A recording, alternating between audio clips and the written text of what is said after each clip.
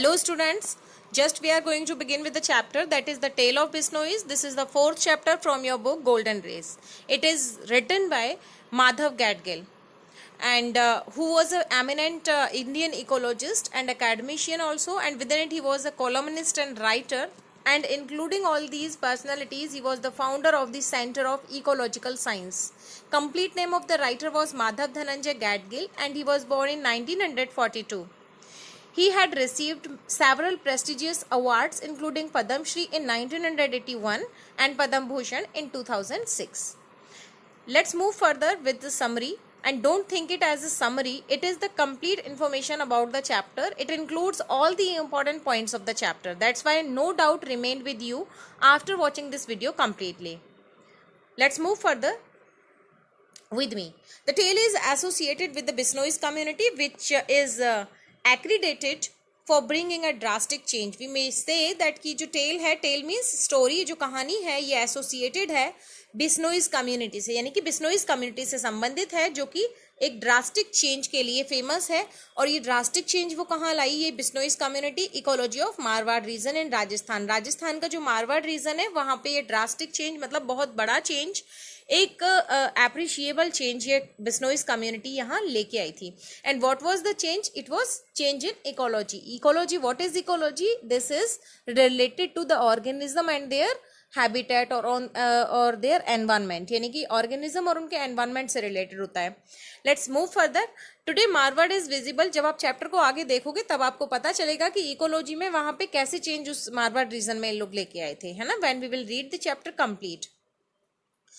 Then today Marwar is visible as a treeless waste and a sand of sand and rocks. आज का जो Marwar reason है वो सिर्फ treeless waste है and it is looked as a sand and rocks. वहाँ पे जो दिखाई देता है आजकल वो सिर्फ sand दिखाई देती है और rocks दिखाई देती हैं, ठीक है. Let's move further. Thorny shrubs, short rough grass and a few bare and bamboo tree is only the vegetation found here. वहाँ पे अभी जो vegetation है at present, what is that? It is thorny shrubs है वहाँ पे. Thorny means होते हैं कांटेदार और shrubs means होती हैं झाड़ियाँ. एंड शॉर्ट रफ ग्रास, सूखी सूखी वहां पे रफ ग्रास है छोटी छोटी, और बेर और बबूल के कुछ पेड़ वहां आपको मिलेंगे. This is the vegetation only can be seen there. कहाँ पे? मारवाड़ रीजन में जिस तरीके का वेजिटेशन मिलता है वो यही है. यहाँ से डेफिनेटली क्वेश्चन बनता है. इन 2019 में यहाँ से कोई क्वेश्चन इस चैप्टर से नहीं आया था, so these are very much chances to take a question from here in 2020 में इंक्लूड होने के काफी चांसेस हैं. So read this chapter carefully. First we will discuss its summary that includes all the important points of the chapter. Then later we will discuss all its important questions at the back. And I am giving you surety again that no doubt will remain with you after watching this video completely.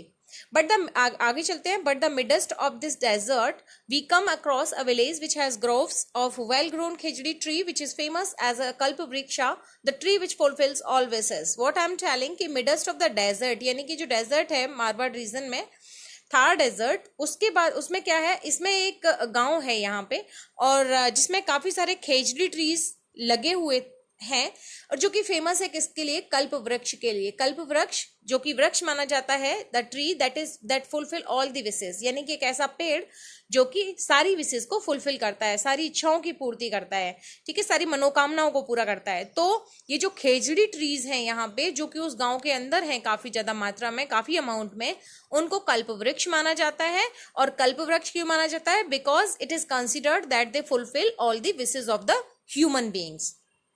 Let's move further.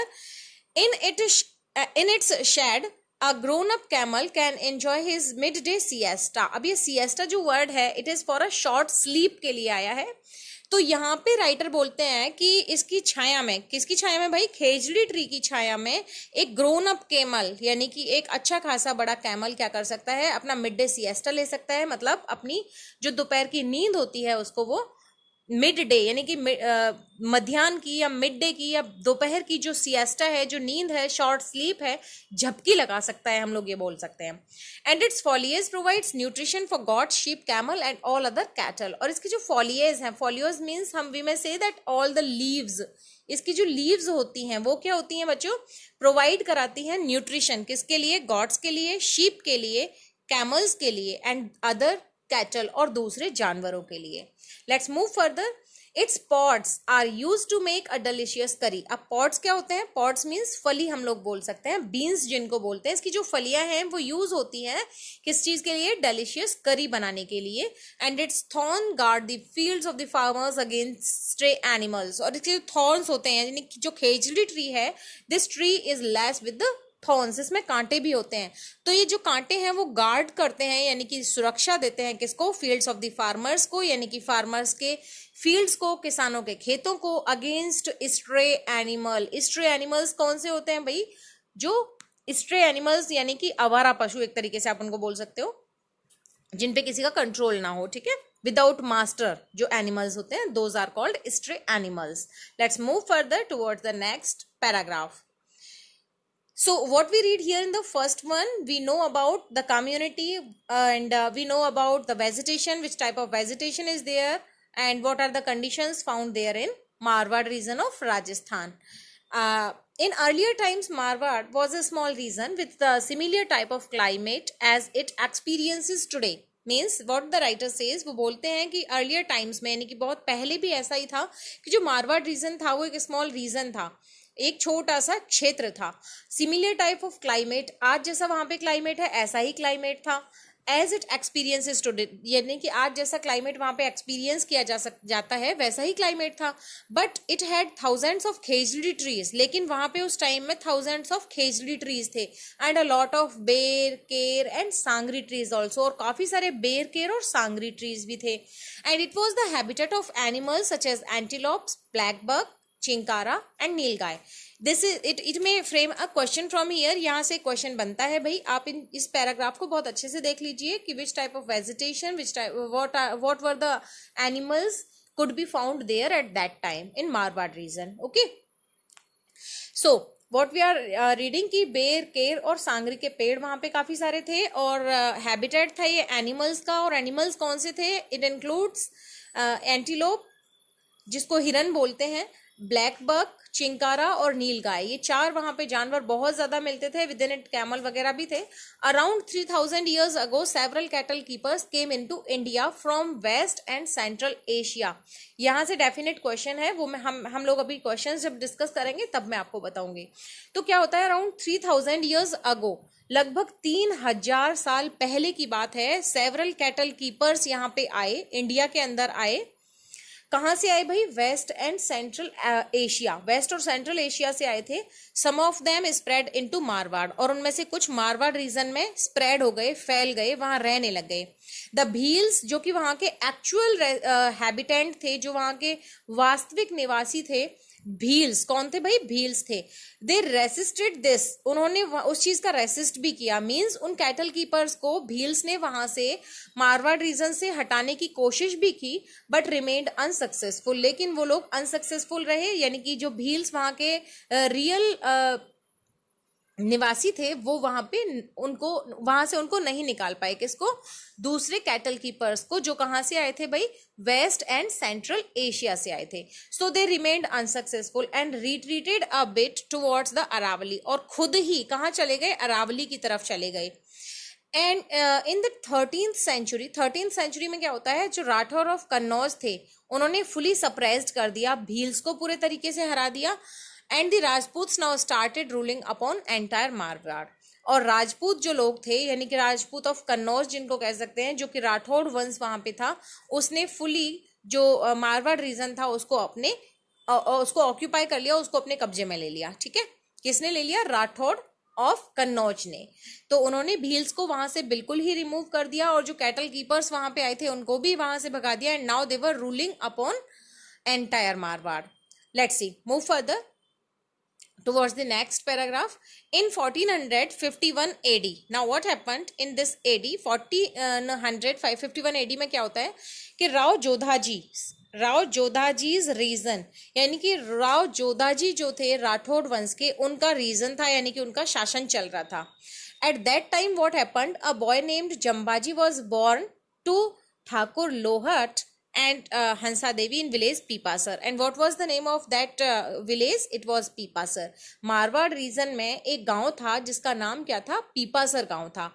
And there was a couple it was named as Lohart and Hansa Devi. Thakur Lohart and Hansa Devi, they got a child named as Jambaji, and it was the time when Rao Jodhaji was ruling there over Marwar region. So now what happened? Jambaji spent his childhood while taking care of his father's large herd of cattle and sheep. Jambaji ने अपना पूरा childhood spend किया taking care करने में अपने father के बड़े group of यानी कि उनके फादर का काफी बड़ा ग्रुप था कैटल और शीप का, जानवरों का, यानी कि पालतू जानवरों का. When he was 25 years of age, a severe drought struck the entire region and it continued for 8 long years. जब वो कितने साल के थे भाई? When he was 25 years. जब वो 25 years के थे. कौन? Jambaji, who was the child of Thakur Lohart and Hansa Devi. When he was of 25 years, तो एक सीवियर ड्रॉट वहां पे आता है मारवाड़ रीजन में, और जो कंटिन्यू रहता है 8 years तक, 8 साल तक वो ड्रॉट मीन्स क्या होता है? सूखा पड़ जाती है मारवाड़ रीजन के अंदर. अब क्या होता है कि there was no food for humans and no fodder for animals. ना तो इंसानों के लिए बिल्कुल कोई खाना बचा उन 8 सालों में, कहाँ रहता है, and no fodder for animals, और जानवरों के लिए भी फॉडर मीन्स हम लोग चारा या भूसा बोल सकते हैं, जानवरों के लिए चारा नहीं बचा. द एंटायर रीजन बिकेम बैरन. जो पूरा रीजन था वो बैरन हो गया, मीन्स पूरा बंजर हो गया, means no vegetation could be seen there. Jambaji was deeply concerned by all this.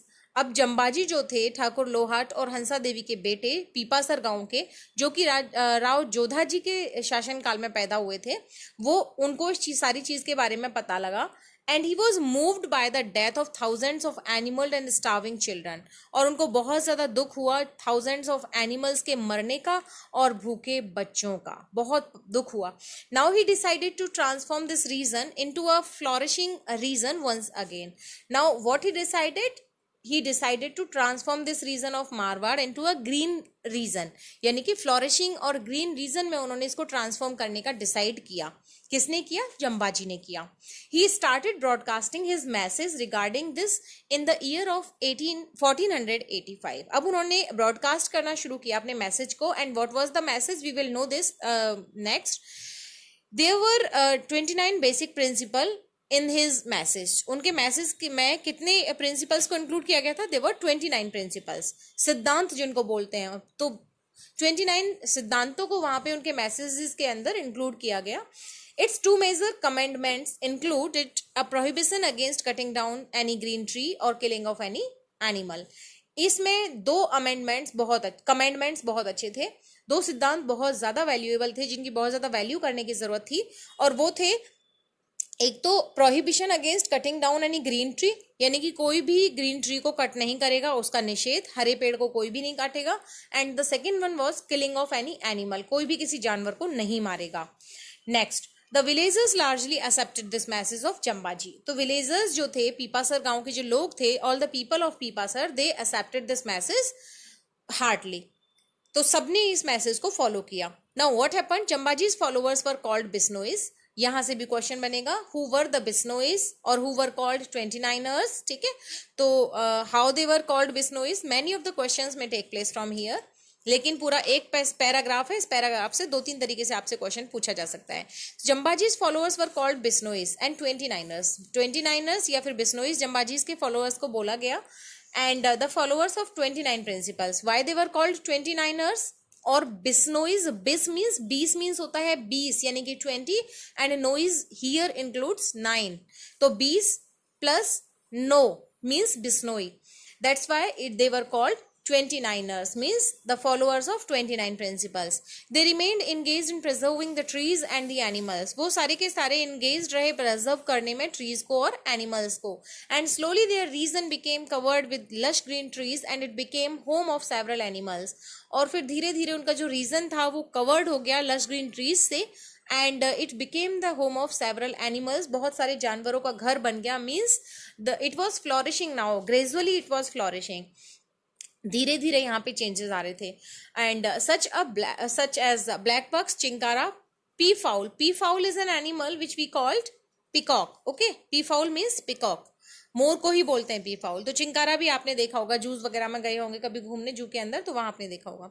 And others, और दूसरे जानवर वहां खूब रहने लगे. Soon the Bishnois became rich people and now they have become rich. But what happen, but the situation outside their region was as well as earlier, लेकिन उनके reason से यानी कि बिश्नोईज के बाहर का जो एरिया था मारवाड़ रीजन का, that was the same as it was earlier.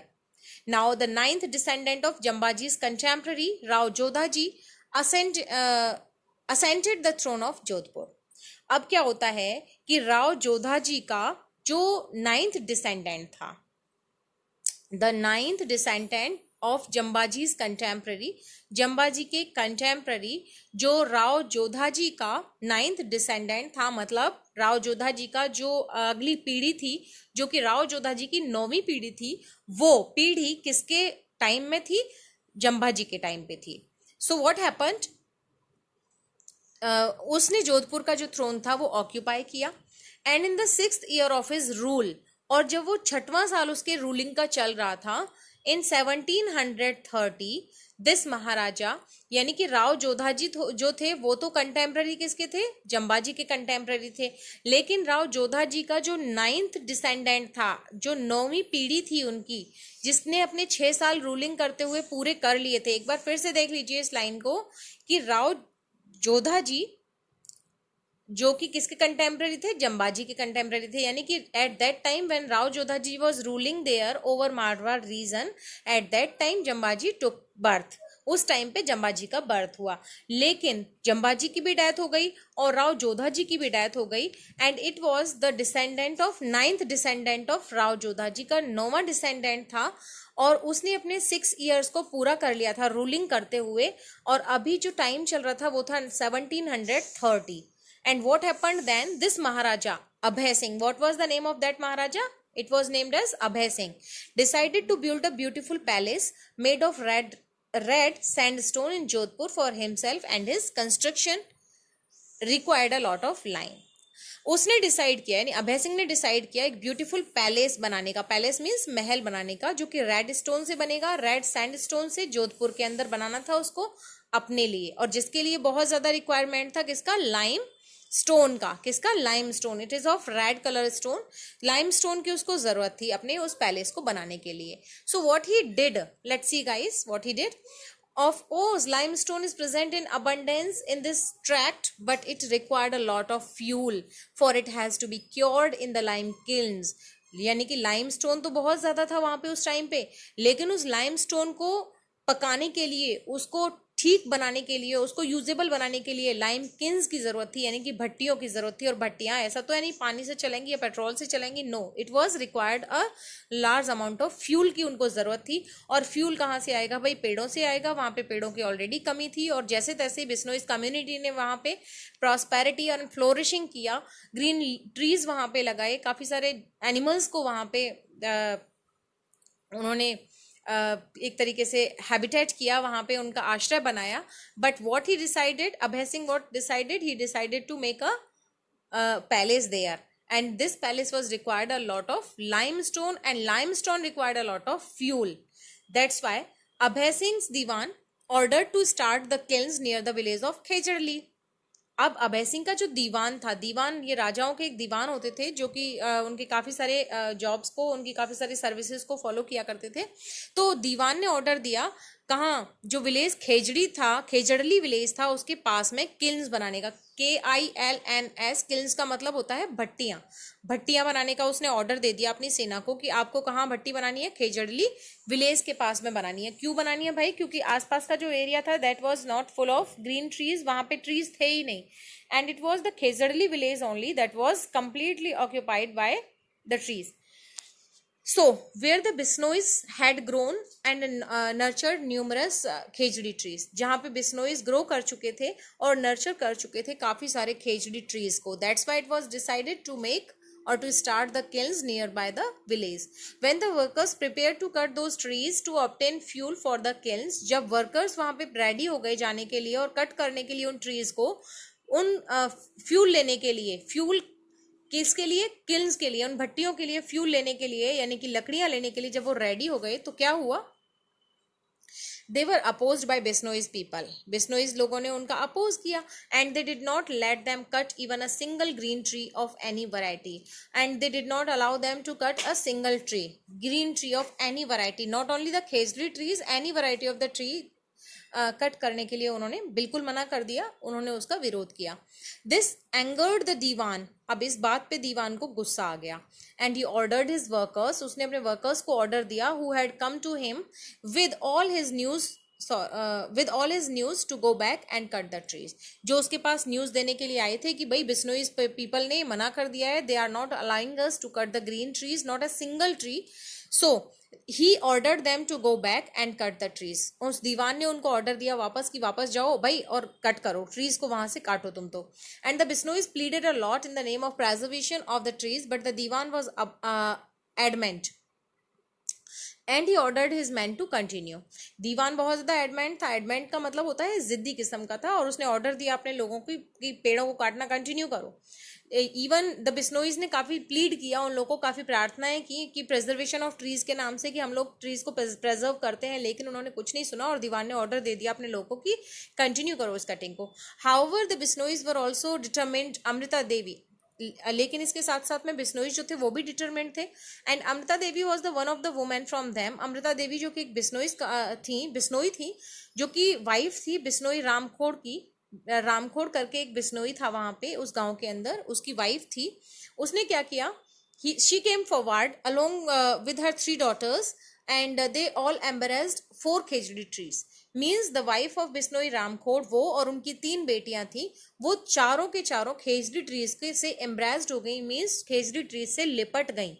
Now what happened, this is the main incident that is very much related, that is very much famous in this aspect of Marwar region में. बहुत ज्यादा famous ये एक story रही है इन इस family की. So the Diwan फ्यूम्ड means होता है एंगर्ड. जो दीवान था वो नाराज हो गया. And axis fail and the 4 women were cut into pieces. और उन पे कुल्हाड़ियां चला दी गई और जो चारों महिलाएं थी वो पीसेस में कट हो गई. Now what happened, this news soon spread in the entire region and the thousands of Bishnois from 84 surrounding villages rush to resist their community members. अब क्या होता है, ये न्यूज बहुत जल्दी फैल गई पूरे मारवाड़ रीजन के अंदर. एंड थाउजेंड्स ऑफ बिश्नोइज इस चीज को रेसिस्ट करने के लिए जो नियर बाय 84 विलेजेस थे वहां से इन को, यानी कि जो अभय सिंह के जो दीवान था और उसके जो लोग थे उनको रेसिस्ट करने के लिए वहां आ गए. Now what happened, 363 बिश्नोइज sacrificed the life in this incident and this was a great massacre.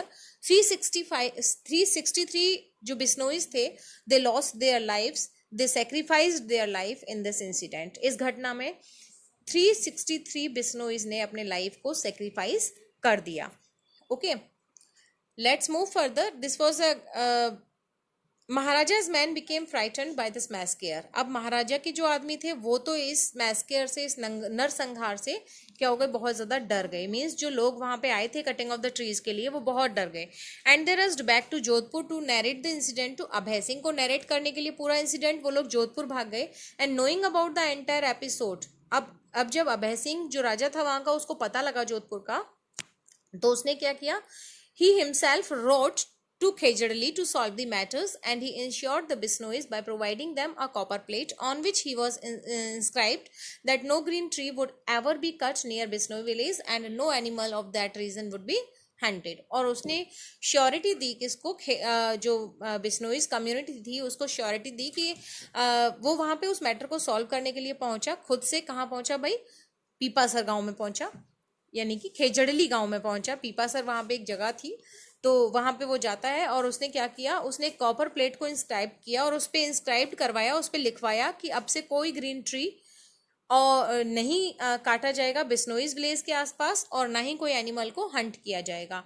यानी कि जब राजा के जो सैनिक थे वो लोग जोधपुर पहुंचे और उन्होंने कंप्लेन किया इस मैस्केयर के बारे में अभय सिंह को, तो अभय सिंह वहां पे खुद खेजड़ी गांव में खुद से आया और उसने कॉपर प्लेट वहां पे लोगों को बांटे और उन पे इंस्क्राइब कराया उसने कि since now no green tree would ever be cut near Bishnoi village and no animal of that reason would be hunted. और ना ही उस रीजन का कोई एनिमल हंट किया जाएगा, ना ही ग्रीन ट्रीज कट किए जाएंगे. So let's move further. It has been a period of 5 centuries since then. और इन बातों को 5 centuries हो चुके थे that the Bisnois have been guarding the trees and provided protection to the wildlife of Rajasthan.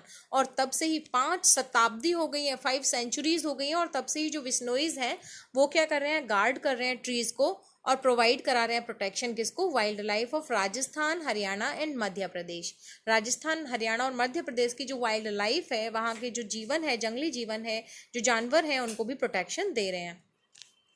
On the contrary, the green cover of Indian subcontinent has been exploited. और इसके बिल्कुल उल्टा क्या है कि जो green cover of Indian subcontinent है वो एक्सप्लॉइट हो रहा है, ठीक है। And all the black box which roamed in the Indian plains have vanished. और जो ब्लैक बक्स हैं जो कि रोम करते थे, जो कि घूमते हैं यहाँ पे इंडियन प्लेन्स में, वो वैनिस्ड हो रहे हैं, यानी कि खत्म हो रहे हैं। But the scenery and the black bucks near Bishnois village is present. यानी कि बिश्नोईज विलेज के यहाँ पे बोला जा रहा है उसके लिए, उस गाँव के लिए, कि अभी तक, यानी कि बाकी का जो सबकॉन्टिनेंट है, इंडियन सबकॉन्टिनेंट, वो तो क्या हो रहा है, वहाँ से सारी चीज़ें वैनिश हो रही हैं। और जो खेजड़ली विलेज है वहाँ पे काफ़ी सारे ब्लैक बक्स को और दूसरी चीज़ों को एज इट इज़ देखा जा सकता है। Now Akbar himself was mesmerized by the scene of black bucks roaming fearlessly near Bisnoi's temples, and he recorded seeing such a scene like this from Satyuga, the age of truth, in this Kalyuga, a present corrupt age. अब जो अकबर, जो कि मुगल शासक रहे हैं, वो इस चीज़ को बहुत ज़्यादा प्रेज करते हैं कि जो ब्लैक बक का जो सीन है वहाँ पे, जो कि फियरलेसली वहाँ रोम करते हैं बिश्नोई टेम्पल के पास में, वो इस चीज़ को बहुत ज़्यादा प्रेज करते हैं और बोलते हैं कि ये यहाँ पे बिश्नोई कम्युनिटी के इन लोगों को देख के और इस खेजड़ी गांव को देख के, खेजड़ली विलेज को देख के ऐसा लगता है कि यहाँ पे सतयुग है, ठीक है। जबकि चल क्या रहा है, कलयुग है, लेकिन कलयुग में क्या है, यहाँ पे सतयुग है। सतयुग की तरह, जैसे कि राम का जो टाइम था, भगवान श्री राम का, और वहाँ पे किस तरीके से हम लोग मूवीज में और सीरियल्स में देखते हैं कि किस तरीके से जानवर वहाँ पे रोमिंग करते रहते हैं, घूमते रहते हैं उनके आसपास विदाउट फियर। तो ऐसा ही यहाँ पे इन इस बिश्नोई विलेज में, या हम लोग ये कह सकते हैं खेजड़ली विलेज में लगता है, और वो इस चीज़ को बोलते हैं अकबर कि ये सतयुग के जैसा लगता है, कलयुग में सतयुग जैसा वहाँ पे दिखता है। द प्रेजेंट करप्ट एज, और कलयुग को वो बोलता है करप्ट एज, यानी कि भ्रष्ट युग। Let's move further. The Khejarli village, there is Khejri tree which escaped the massacre which happened there. Khejarli जो विलेज है वहाँ पे एक खेजड़ी का जो पेड़ है जो कि एस्केप्ड हो गया था, जो बच गया था उस मैस्केयर से, उस नरसंहार से, यानी कि कटने से बच गया था, वो वहाँ पे है। और वहाँ पे क्या होता है, बिश्नोईज planted 363 more trees around this ancient tree in the memory of the 363 Bisnois martyrs who sacrificed their lives for the sake of trees, and these trees are growing fast and robust. तो वहाँ पे जो बिश्नोई लोग हैं उन्होंने क्या किया, जो 363 लोग वहाँ पे सेक्रीफाइस हुए थे, उनकी मेमोरीज में वहाँ पे उस एक खेजड़ी पेड़ के चारों तरफ उन्होंने 363 मोर प्लांटेशन किया है, यानी कि 363 और दूसरे पौधे लगाए हैं खेजड़ी के ही उन लोगों की मेमोरी में, उन लोगों की यादों में जो इन्होंने सेक्रीफाइस किया था अपनी लाइफ को उस इंसिडेंट के अंदर। बिफोर द फुल मून, अब क्या होता है, फुल मून से पहले in the month of Bhadrapada religious fair is held, एक धार्मिक मेला लगता है यहाँ पे हर साल, every year, and it is advised that every Indian who loves trees should visit this fair at least for once in his or her lifetime to experience the love and compassion of the Bishnois towards nature and learn a lot from them. और ऐसा advice किया जाता है हर Indian को जो भी trees lover है, जो पेड़ों से प्रेम करता है, कि उसको एक बार अपने पूरे लाइफ टाइम में इस फेयर को विजिट करना चाहिए, इस मेले में जरूर से घूमना चाहिए, एक्सपीरियंस करने के लिए लव और कंपैशन जो था बिश्नोईज कम्युनिटी का टुवर्ड्स नेचर, और उनसे बहुत कुछ सीखना भी चाहिए। So this way students we completed this chapter through the summary, but the summary included all the important points of the chapter. Let's move towards the questions of the chapter. Be concentrate here. So the first question is, what kind of trees and animals were found in the desert of Marwar? Marwar desert में किस तरीके के trees और animals मिलते थे? So we have already read it. Different type of animals and trees were found in the desert of Marwar. Out of these, trees of khejdi tree and bear, care and sangri tree, similarly antelope, blackbucks and chinkara, nilgai, these were the animals who were found there. Okay, but today, even till today, they can be seen. और Marwar reason के ये जो जगह है खेजड़ी village, यहाँ पे आज भी इन चीज़ों को देखा जा सकता है. Who were the original residents of Marwar? I told you when we were reading this chapter कि original residents कौन थे यहाँ के, ये मैंने बताया था आपको. Bhils were the original residents. So let's see. Original residents of Marwar were tribal Bhils. But about 3000 years ago, a large number of cattle keepers entered in Marwar from West and Central Asia and they settled there. यानी कि जो cattle keepers थे जो कि waste और central Asia से वहाँ आए थे, उन्होंने वो वहाँ पे सेटल्ड हो गए and they pushed the Bhils a little towards Aravali, और उन्होंने भील्स को अरावली की तरफ पुश कर दिया. The next question is how was the vegetation of Marwar affected? Marwar का वेजिटेशन कैसे अफेक्ट हुआ देख लेते हैं.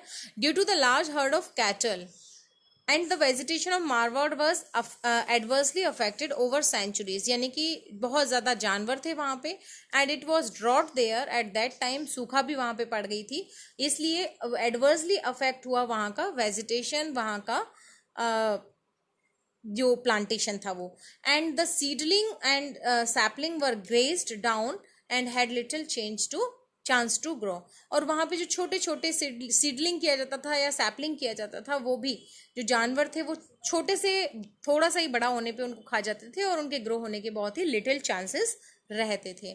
The next question is who conquered the Bhils finally and became the ruler of the whole Marwar?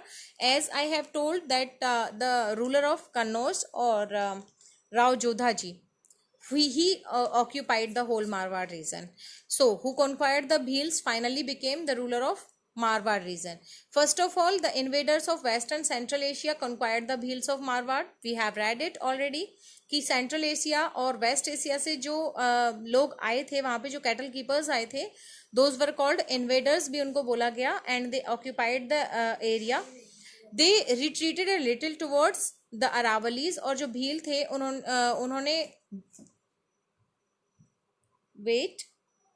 Bhils को उन्होंने अरावली की तरफ रिट्रीट कर दिया. और अब फाइनली जो राठौर ऑफ कन्नौज थे, they conquered the region in 13th century. They became the rulers of the whole Marwar, पूरे मारवाड़ के रूलर बन गए. Next question is what were the names of the parents of Jambaji? We have read it, Thakur Lohat and the name of mother was Hansa Devi. Next question is what was the most fascinating and enthralling thing of Jambaji? Most fascinating और enthralling thing क्या थी जंबाजी की? तो for Jambaji the most fascinating thing was the little grace of beautiful black buck. जंबाजी को बहुत अच्छा लगता था ब्लैक बक्स को देखना. And most enthralling thing was fight between two well grown stags. ये हम लोगों ने थ्रू द समरी नहीं देखा है. तो फैक्सीनेटिंग जो उनको बहुत ज़्यादा अफेक्ट करती थी वो चीज़ तो क्या थी? ब्यूटीफुल ब्लैक बक्स को देखना, या आप ये कह सकते हो कि ग्रेस ऑफ ब्यूटीफुल ब्लैक बक्स, उसकी सुंदरता, जो ब्लैक बक होता था उसकी सुंदरता को देखना. और एंथ्रिलिंग करने वाली, उनको रोमांचक करने वाली चीज़ क्या थी? दो वेल ग्रोन स्टैग्स के बीच में क्या होना? फाइट होना, लड़ाई होना. ठीक है. Next question is what were the two major commandments of Jambaji's message? We have read them. इनको भी हम लोग पढ़ चुके हैं कि क्या थे. एक तो भाई no green tree will be cut and the next was no hunting of animals. So let's move further. Two major commandments of Jambaji's message which were given in the form of 29 basic tenets were prohibition against cutting down of any green tree. First one was prohibition against cutting down of any green tree and the second was the killing of any animal. These two were the commandments, major commandments. Now we have read this also. Why were Bisnois called by this name? Bisnois were Jambaji's followers. They were called Bisnoi.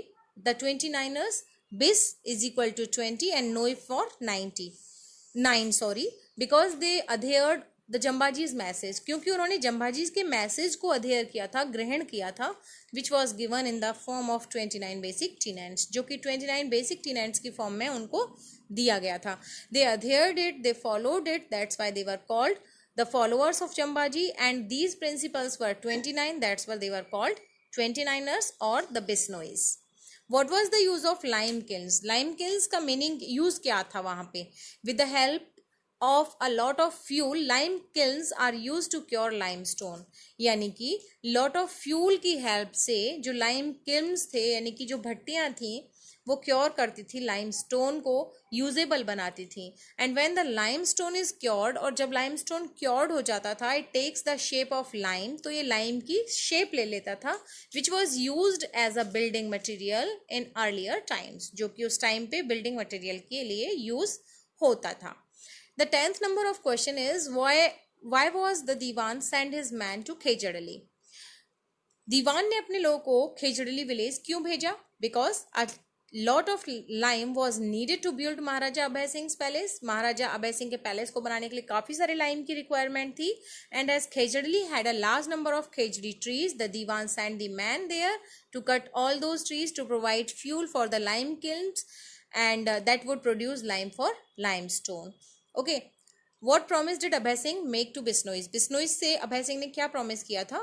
He promised the weeping agonized mass of thousands of Bisnois. This is the incident. At that time they all were weeping, they were very much agonized, they were angered when 363 people were 363 people had lost their life. They had sacrificed their life in the incident. That was the reason only of the दीवान की जो एक तरीके से ignorant कहेंगे उसको, उसका जो result था जिसकी वजह से ये सारा इंसिडेंट हुआ था, तो उसको उन्होंने शांत करते हुए बोला कि he would fully respect their religious principle, कि वो उनके रिलीजियस प्रिंसिपल्स को फुली क्या करेगा, रेस्पेक्ट करेगा. And he also promised not to cut any green tree and not to hunt any animal there in that region. What was written on the inscription presented to Bishnois? को जो copper plate दिए गए उन पे क्या inscripted था? तो it was written on the inscription presented to Bishnois को जो दिया गया उस पे था कि henceforth no green tree would ever be cut near Bishnoi village. की हैंस फोर्थ का मतलब है इसके बाद या इसके आगे कोई भी ग्रीन ट्री कट नहीं होगा बिस्नोई विलेज के आसपास. And not a single animal would be hunted in their vicinity, और इसके आसपास के जो एरिया है वहां पे कोई भी एनिमल हंट नहीं किया जाएगा. So rest of the questions you will read them all. And Jimbaji's teaching, this is an important question about the chapter. And what did Bishnoi sacrifice their lives for? किस चीज़ के लिए बिस्नोइज ने अपने लाइफ को sacrifice किया? When the diwan of Jodhpur ordered his man to cut down the Khejarli tree at the village Khejarli in order to provide fuel for lime kilns, the Bisnoi did not let them do so. बिस्नोइज ने उन लोगों को ऐसा करने का order नहीं दिया या उनको अलाउ नहीं किया. when the Diwan persisted with force, और जब दीवान उनके साथ फोर्स के साथ परसिस्ट हुआ या दीवान ने बहुत ज़्यादा दबाव उन लोगों पे डाला, तो बिस्नोइज collapsed the trees in their arms. तो जो बिस्नोइज लोग थे वो पेड़ों से चिपक गए, एक तरीके से कलाप्स कर लिया. And they were cut down along with the trees. तो दीवान ने ऑर्डर दे दिया अपने लोगों को उनको पेड़ों के साथ में ही काट देने का. Thus they sacrifice their lives to protect khejri trees. इस तरीके से बिस्नोइज ने अपने लाइफ को खेजड़ी ट्रीज के लिए सेक्रीफाइस कर दिया. How did Bishnois save the trees? Bishnois ने ट्रीज को कैसे सेव किया? तो फिर से वही आंसर आएगा इसमें. When hundreds of Bishnois were massacred along with the trees, they were trying to save. the terrible news spread rapidly. जो terrible news थी वो rapidly फैल गई. and the frightened महाराजा जो था, महाराजा के जो आदमी थे, उन्होंने इमेजिन किया इसका आउटकम क्या होगा, कि इसका रिजल्ट क्या होगा. And they reported this all to maharaja, who realise that his might could do nothing in face of such moral courage. और फिर महाराजा ने रियलाइज किया कि जो मॉरल करेज है इन लोगों का, यानी कि बिस्नोइज का, उसके सामने उसकी शक्ति, उसकी पावर, उसकी माइट कुछ भी नहीं है. Thus he assured the villagers that no green tree would be cut henceforth. फिर उसने विलेजर्स को अश्योर किया कि आपके बाद में कोई भी ग्रीन ट्री कट नहीं किया जाएगा. So students, you will read all these questions one by one later, and within it we completed our chapter. All the questions are very important. So thanks a lot for watching this video. If you like this video, then please subscribe my channel. Thanks a lot for watching.